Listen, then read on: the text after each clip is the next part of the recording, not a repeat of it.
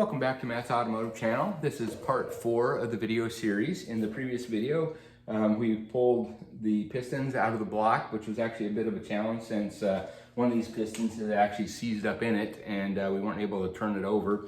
But we did get the crank out. We'll take a look at the crank, take measurements on the crank. We'll still take measurements on the block, see if everything's within spec. We'll begin the teardown on the heads and see what kind of attention they may need. Hopefully we can salvage all the pistons. I'm not sure about this one. This was in cylinder number 3, and this is the one that had seized up. And as you can see here, the rings have kind of corroded right into the piston itself. I don't know if we'll be able to get those out. Actually, looking at this a little closer, it looks like there may even be some damage here on the top of the piston. So I don't know if that one's going to be salvageable. Probably not. But anyway, with that said, let's go ahead and get started. Okay, I did hit the sides of the piston here with some of the Scotch-Brite. Didn't do a whole lot. So anyway, I'm going to put it into some Evaporust and let it sit here overnight. So anyway, here's the before picture. And we'll see what it looks like tomorrow. Here's the piston after sitting for about a day. And as you can see, definitely looks much better. This Evaporust really is intended for ferrous materials. I know the piston is not, but the rings are.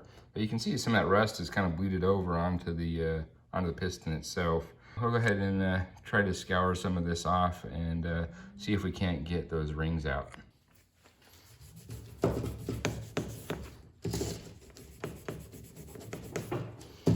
Actually, not having very good luck here.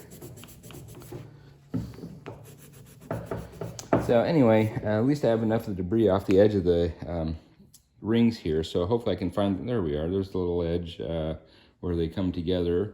And so I'll try to get something there and see if we can't tap that out.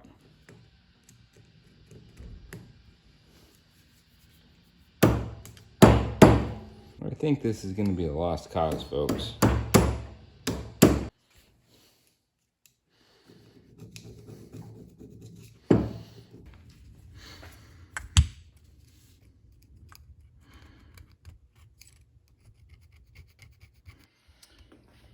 Actually, I don't think I'm going to try to save this. Again, after looking at the top here, it's pitted pretty good right in this area. I can actually feel it, and right here, I don't know how that's going to come through on the camera, but it's pitted there. So even if we got these rings out, this piston has seen better days. So I think I'm going to just try to replace this. Okay, so anyway, this is piston number 3. I think I'm just going to toss that one. Here's the second worst piston, and it's in much better shape. I think you can easily get these rings out. This top one, the compression ring, looks like it's just starting to get stuck in here. Let's see, in the surface, I don't know. Looks like there's a little bit of corrosion there too. I'll try to clean it up a little bit and see how bad that really is, but this may end up going too.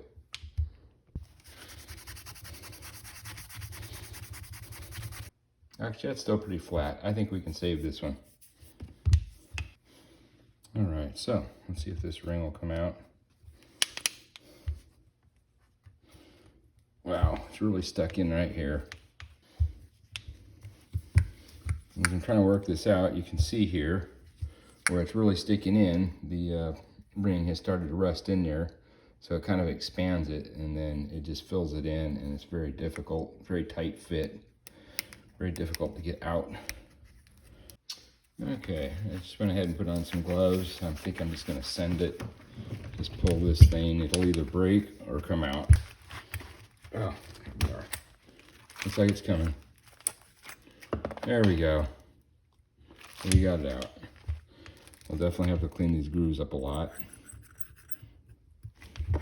But yeah, this is what was making it so difficult. You can see that corrosion there, that rust.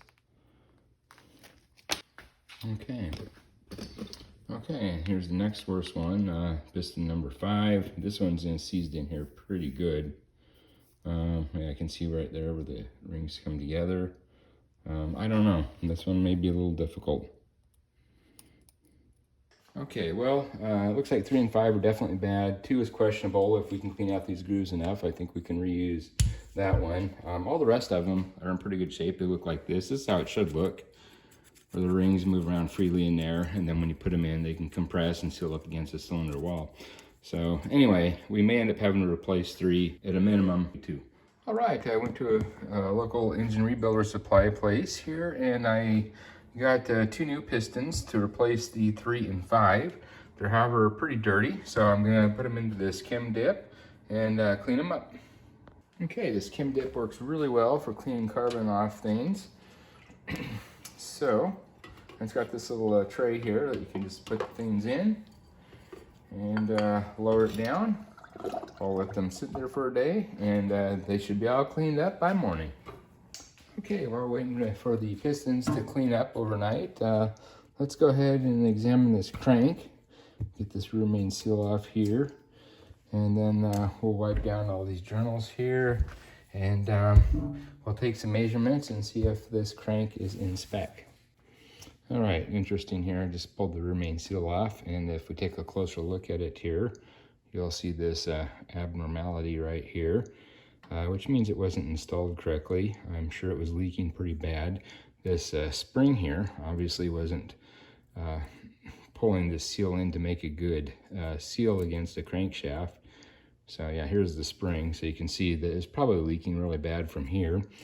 And here's evidence that it was, because they used a lot of RTV on this. Here's the little keeper for it, and the rear main seal itself, which also has RTV on it, just everywhere here. So I'm sure it was leaking really bad, and it looks like it was just because this was not installed correctly. All right, so let's first measure the main bearing journals, which are going to be these guys here in between. These are the connecting rod journals here. And if we look at the spec here, it should be 67.493 millimeters. So we'll convert that to inches and then take a measurement. Okay, when we convert 67.493 millimeters to inches, we get 2.657. So let's go ahead and measure these. Okay, typically when you make these measurements, you're going to want to use a micrometer set like this, and these are actually good down to the 10,000th of an inch. You can also use a caliper like this, but the thing is, if you use this, you need to make sure that the tips here go at least halfway down. Otherwise, you're not going to get the maximum diameter there. And this is just a lot easier to use. I realize it's not as accurate, but I'm getting down to the thousandths. So anyway, let's just check this and see what we get. And again, you want to keep tension on this and then move it back and forth. And when you get to the smallest increment, when you get to the smallest number, that's going to be the measurement you want. And let's see, we look here, we got 2.657. So it looks like this is within spec. We'll check all the journals in the same fashion and see if any of them are out. All right, I just measured all of them, and they're all within 1,000th of being the same. So these actually look really good. I will go ahead and polish these up before we reinstall it. So now let's go ahead and check the connecting rod journals and see if they look good. One other thing to note, when taking these measurements, you want to make sure that whatever device you're using to measure doesn't fall on one of these holes here. Otherwise, your measurement will be off. Go ahead and check the connecting rod journal diameter, and here it is. It's supposed to be between 2.08594 inches and 2.08678 inches. And these all fell right within spec. So let's go ahead and polish up these journals now. Okay, I'm going to use some sandpaper, 2500 grit, and I'm going to cut this into a thinner strip and then kind of wrap it around here, and then use a lubricant like WD-40 and go ahead and polish these up. Okay, so I cut a thin strip here. I spray just a little bit of WD on it, and also on the journals here. Then just kind of wrap this around, and then work my way back and forth. Okay, now I cut a thin strip from a microfiber towel, And I'm going to put some polishing compound on here. And then I'm going to use pretty much the same technique. And just kind of roll it around. Wrap it around here. And just kind of go back and forth until we get it all polished up really nice. Okay. Okay, so maybe about after a half hour, we're going back and forth on this. We got pretty much like a mirror-like finish on all of these journals. So I think we're done with the crankshaft for now. So we can go ahead and turn our attention to the cylinder heads and also checking the block to make sure that the mating surfaces with the heads are nice and flat. In fact, let's just do that now. That'll be real easy and quick. Okay, so I have a straight edge here that's good to within 1/1000th of an inch, and I have a filler gauge 1/1000th of an inch. So basically, you just want to put your straight edge on here in various places and angles and that sort of thing. And then, while the straight edge is on here, go ahead and place your filler gauge underneath and see if when you pull the filler gauge, if it pulls the straight edge along with it. If so, it's making good contact. And try this in a lot of different ways and configurations. I have found in the past, usually when there's a low spot, it's usually between the cylinders. So anyway, this is looking pretty darn good. And I'll just repeat this process for the other side. It's really that easy. Okay, now we'll do the same thing with the heads. Again, make sure that the surface here is clean and free of debris. Now, one of the things that could interfere is the valves if they're protruding too far, so you may need to rotate the cams accordingly when you want to check certain spots. But anyway, same thing, flat edge over it and see if you have any drag here.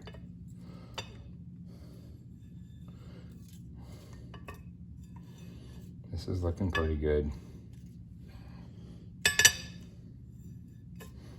Okay, this head is definitely a little more dirty. In fact, there's still some debris. There's a sunflower seed from one of the rodents. A lot of debris on this one. I think I'm just going to vacuum this loose stuff off here before anything else. All right, this is something that's a little concerning. There are some pits on this head right around this ring. Over here too. This head looks much better. I don't really see any of that going on here. So I believe these are at least superficial for the short term. I'm not so sure about long term. If they grow or expand or continue to chip out, that could be an issue. But I think we're okay for now. Boy, I really hope these heads are salvageable with the cams. I mean, look at the rust here. That's really bad. Still tons of debris just everywhere. I mean, look down in this one. This port, it's just loaded with stuff. So we're gonna have to completely disassemble this whole head and clean every part in it.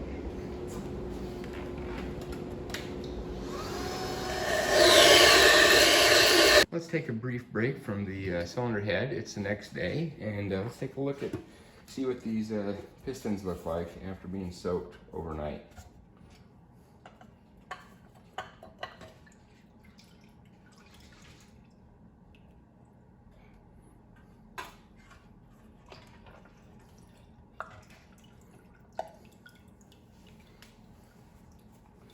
A heck of a lot better. And look how that stuff just wipes off.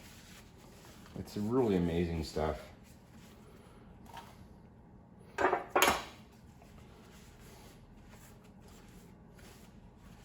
No scrubbing or anything.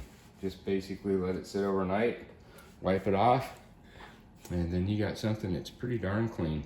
All right, so I just took it out and hit it with a little bit of brake clean. No scrubbing whatsoever. And this is what they look like now. It's very minimal work for a lot of clean.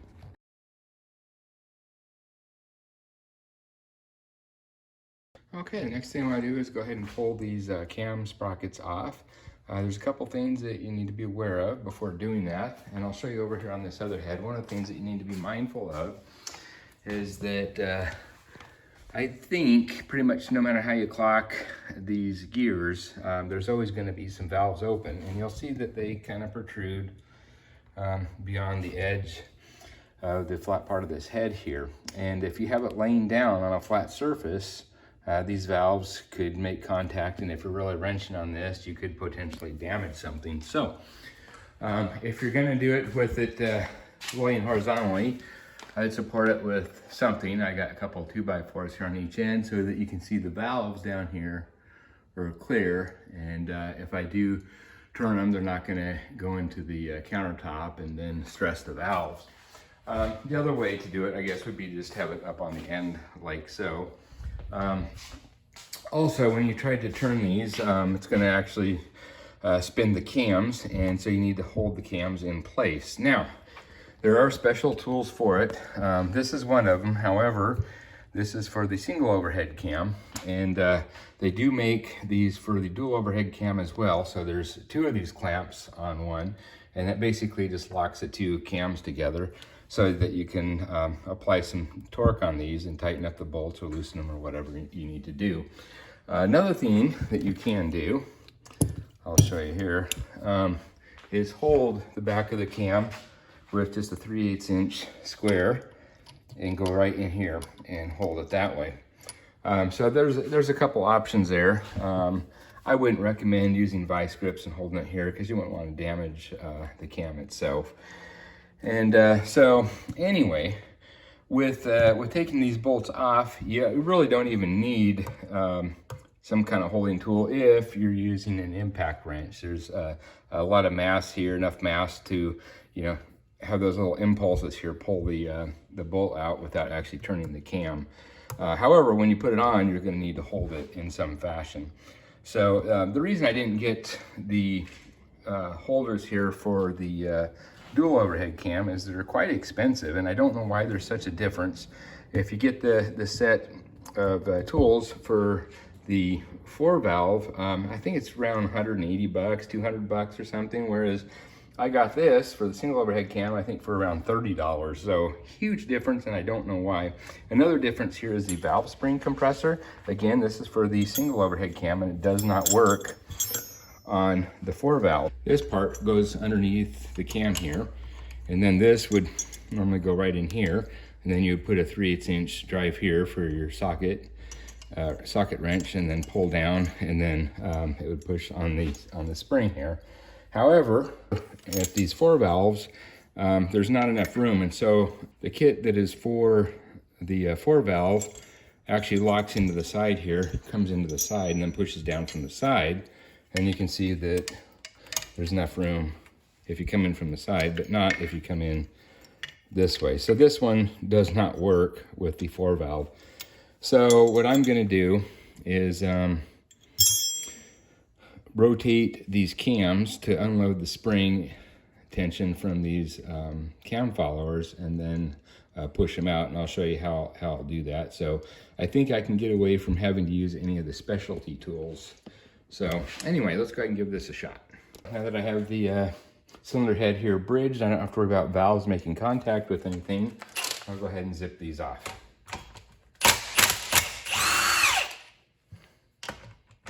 You can see it's not even trying to turn the cams here. A little bit maybe. Impacts would make life so much easier.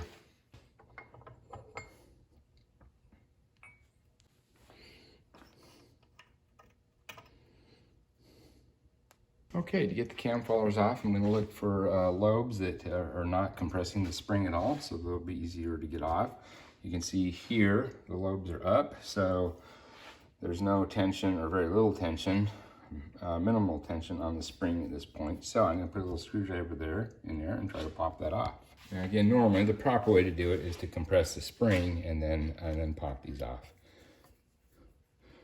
But if you lift up and pry out, there we go.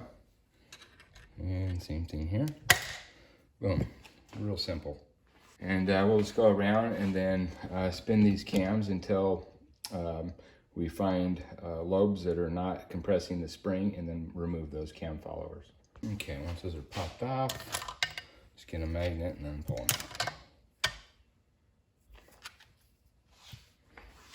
Also, as you pull these off, check them to make sure that they're in good shape and then the wheel spins freely and there's no flat spots and no play in the wheel. Okay, I got 4 of them off now, and so this one and this one were unloaded. So now I'll go ahead and rotate the cam until we get another pair that are unloaded. All right, now we can move this pair and this pair.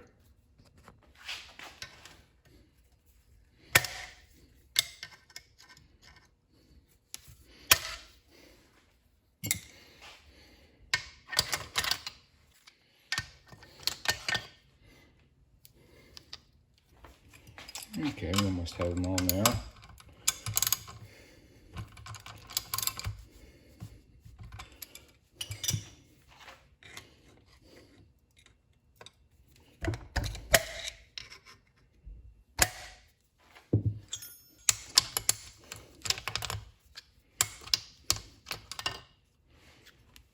So we got all the cam followers off, so let's go ahead and remove the cams. Okay, before moving these cam caps, they do need to go back where they came from. So I went ahead and labeled all of them on both sides. And my convention here was basically starting on the left side of the car and then numbering them, going back and then over and then back. So the most left side, which is the exhaust cam here, I labeled 1, 2, and then intake, 3, 4, and then just continued with the numbering on the other side in the same fashion. All right, the bolts for these caps here are 10 mm.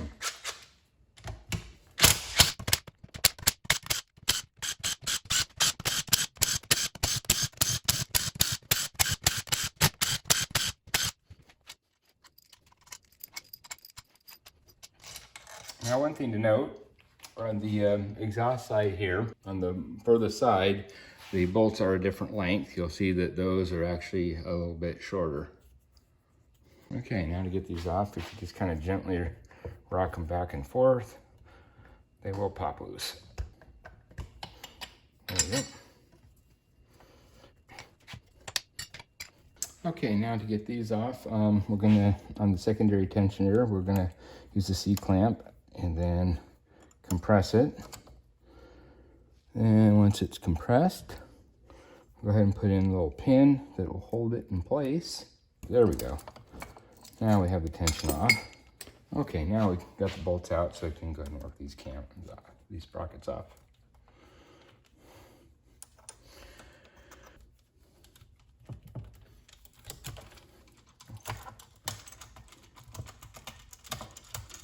There we go. All right, now we can lift the cams out.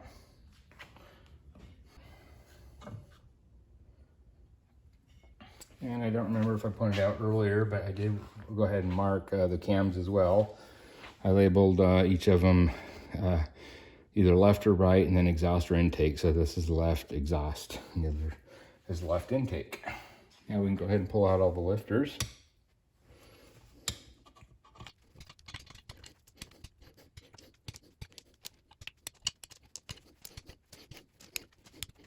All right, with the cams out of the way, we won't need to use the specialty tool for Ford, and we can go ahead and just use the conventional valve spring compressor. Okay, for these valves, I'm using the 25 mm compressor, and I'll just go on to the end here. Then I got the shorter of the two screws that go into the bottom. So let's go ahead and just pull one of these, and it'll be the same for all of them. So I'll just show you on the one. But yeah, this will go underneath and push on the bottom side of the valve. And then we'll just screw this in for the top. There we go. And once you got it compressed, take a magnet and then pull the little keepers out.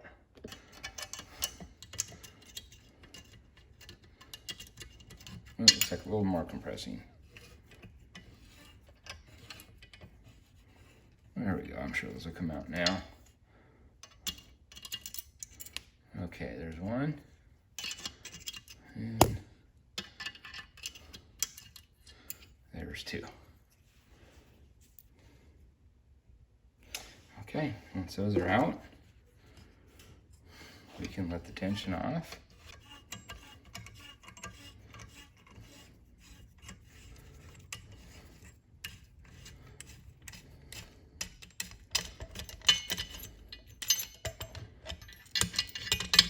And pull the tool out, and we can go ahead and remove the spring.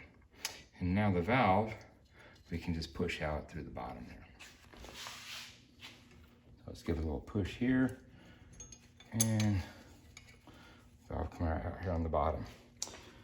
And wow, yeah, that one's pretty dirty. Now we will have to keep these organized because these valves do need to go back where they came from. So I have a little tray for organizing this, and I'll show you that here next. Okay, so here's how I keep them organized. I got my tray out here, and on the front of the tray, it's marked front. And then on the back, back. And so my convention for this is looking at this tray. I'm gonna keep that in the same orientation and order as if I'm looking at the front of the head here. So if we look and see the valve that I just took out, it's on the left side here, and it's 1, 2, 3, 4, the fourth one. So I'm gonna put that 1, 2, 3, 4 right here, and the same thing with the valve. Okay, no point showing you the rest of this because I'm just going to repeat this process on all of these until I got the tray fully loaded up and the head completely empty. And then we'll take a look at the head and see what kind of condition it's in. Okay, the next thing we need to pull is the valve stem seal. And I have some special pliers here for that, and also some installers. So anyway, these are kind of nice because they grab real well around the valve stem seal and pull it out very easily. Okay, so let's go ahead and pull this guy out. Oh wow, there's almost no tension there at all whatsoever. All right, I think I'll go ahead and call it quits here. I don't think I'm going to bore you with me doing the same thing over and over, taking each one of these valves out. The process is the same. The most important thing is just keep them organized so they go back to where they need to go. So in the next video, we'll go ahead and clean up the valves. We'll probably do some valve lapping. We'll start reassembling the heads, and I'll show you how I go about testing them, the valves, to see if they're leaking or not. Real important. You definitely want to do that before you start reassembling the motor. Last thing you want to do is get the motor back together and find out that you have low compression. So anyway, we'll continue that on part 5. So anyway, have a great day. Thanks for watching. I'll catch you on the next one. Bye-bye.